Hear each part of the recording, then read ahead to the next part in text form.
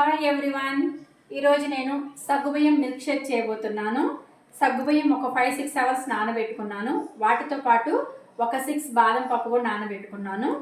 వీటికి కావాల్సినవి 1 glass milk, ఒక 3 స్పూన్స్ బ్రౌన్ షుగర్. వీటిని ఇప్పుడు మిక్సీకి వేసుకోవాలి.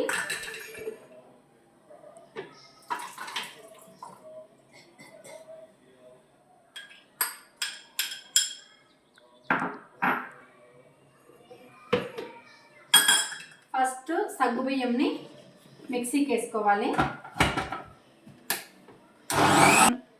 1 గ్లాస్ మిల్క్ కూడా యాడ్ చేసుకుంటున్నాను.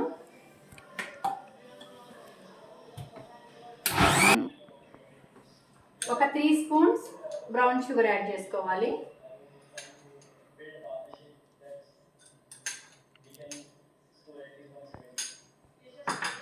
మళ్ళీ ప్రాపర్గా మిక్సీకి వేసుకోవాలి. సగ్గుబియ్యం మిల్క్ షేక్ రెడీ అయిందండి.